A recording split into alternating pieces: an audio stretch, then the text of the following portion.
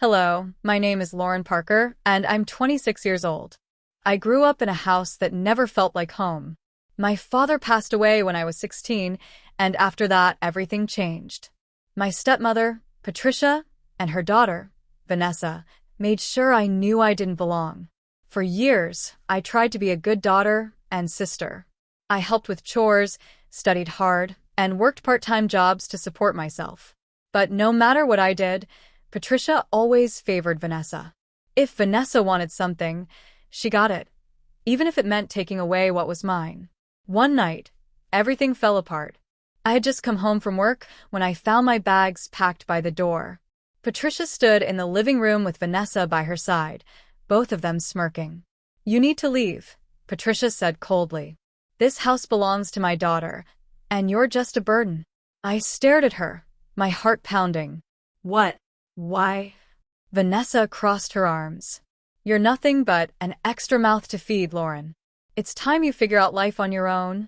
Tears burned my eyes, but I refused to let them see me break. "Dad left this house for all of us." Patricia scoffed. "Your father is gone. This is my house now, and I decide who stays." That was it. The final betrayal. I grabbed my bag, my hands shaking. "One day, you'll regret this," I whispered before stepping out into the cold night. They laughed behind me. Little did they know I had a secret, one that would soon change everything. I walked out of the house with nothing but my bag and a heart full of pain. The night air was cold, but not as cold as the betrayal I had just faced. I had nowhere to go, no family to turn to. For the first few nights, I stayed with a friend, sleeping on her couch while I figured out my next move. I knew one thing for sure: I would never beg Patricia or Vanessa for help. That's when I made a decision that changed my life. I had always been good with computers, so I started looking for online jobs. At first, it was small gigs, data entry, writing, anything I could find. I worked long hours, barely sleeping, but I was determined. Then, after months of struggling, I discovered digital marketing. I spent hours every night watching free tutorials, learning everything I could. I practiced, failed, and tried again. Eventually, I landed my first real client. That one client led to another, and another. Before I knew it, I was making $50,000 a month. I moved into a luxury apartment in the city, bought myself a car, and finally lived life on my own terms. But through it all, I kept my success a secret. I never posted online, never bragged, and never contacted Patricia or Vanessa. I wanted them to believe I was struggling. Until one day they came back. It had been 3 years since Patricia and Vanessa threw me out like trash. I never looked back, and honestly, I didn't care to know what happened to them. I had built a life for myself, one that didn't include them. Then, one afternoon, my phone buzzed with an unknown number. I almost ignored it, but something in my gut told me to answer. "Hello," I said cautiously. "Lauren," a familiar voice said. It took me a second to recognize it. "Patricia." I nearly laughed. So, now she remembered I existed? "It's been a long time," I said, keeping my voice calm. There was a long pause, then she sighed. "Lauren, we need your help." I leaned back in my chair, amused. "Helps?" Vanessa's voice came through the speaker next, shaky and desperate. "Mom lost everything. The house, the money, it's all gone. We have nowhere to go." I raised an eyebrow. "The house? Gone? How did that happen?" I asked, pretending to be surprised. Patricia hesitated, but then mumbled. "The mortgage. We fell behind on payments. The bank took the house." I bit my lip to keep from laughing. The house that she threw me out of? The one she claimed was hers? Vanessa spoke again, her voice dripping with fake regret. "Lauren, we were so wrong. Please, we need a place to stay. We know you're doing fine. We just need a little help, just for a while." I took a slow breath, enjoying the moment. They had no idea I had secretly been the one who bought the house after the bank took it. It was time for payback.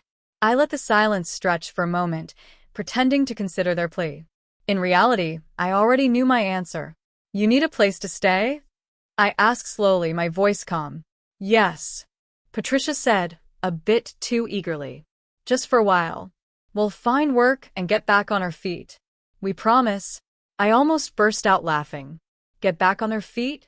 These were the same people who mocked me, called me worthless, and threw me out without a second thought. And now here they were begging. Lauren, Vanessa added, her voice softer, almost pitiful. We're family. Family? Now I was family? I smirked and leaned back in my chair. That's interesting, I said, because I seem to remember my family kicking me out onto the street. Patricia sighed, clearly frustrated. Look, we made mistakes. We were wrong. But don't you think it's time to move on? Oh, I had moved on. More than they could ever imagine.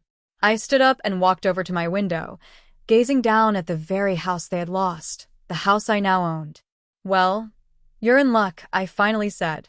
I know the owner of your old house. There was a gasp on the other end. You do? Oh yes, I said, smiling. In fact, I bought it. Silence. Then, Patricia's voice, barely above a whisper. You bought the house? Yes, I said cheerfully. And I'm afraid I have some bad news for you. I could hear Vanessa swallow hard. What do you mean? I mean, I said, taking my time, that you're trespassing.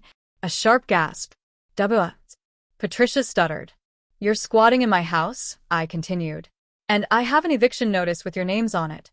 They both started talking at once, voices overlapping, begging, making excuses.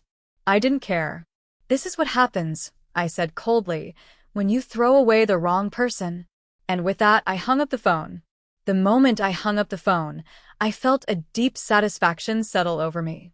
For years, I had dreamed of this moment, seeing Patricia and Vanessa finally face the consequences of their cruelty. But I wasn't done yet. I made a quick phone call to my lawyer. Hey, Mark. It's time. He chuckled on the other end. So, you're ready to serve the eviction notice? Absolutely, I said. And make sure it's delivered in person. I want to see their faces when they realize they have nowhere left to go. By the next morning, a court officer and my lawyer arrived at the house. I stood across the street, watching as Patricia and Vanessa opened the door. The moment they saw the official papers, their faces drained of color. This is a mistake, Patricia said quickly, shaking her head. Lauren wouldn't do this to us. She said she knew the owner. The officer's voice was firm. She does. She is the owner. And as of today, you are being evicted. You have 48 hours to vacate the premises. Vanessa's eyes widened, and she turned sharply, finally spotting me standing nearby. You can't do this, she screamed, running toward me. Lauren, please. We have nowhere else to go. I crossed my arms. And whose fault is that? Tears welled up in Patricia's eyes. Lauren, honey, please. You're our only hope. I tilted my head, pretending to think. Let me ask you something, I said. Where was this kindness when you threw me out? Where was this love when you called me a burden? Neither of them could answer. I was nothing to you back then, I continued, my voice turning icy. So, I'll treat you the same way you treated me. You're nothing to me now. Patricia collapsed onto the porch, sobbing. Vanessa clenched her fists, her face twisting in anger. You'll regret this, she spat. I smirked. I doubt it. I turned around and walked away, never looking back. They had burned every bridge with me. And now, they were left with nothing but the ashes.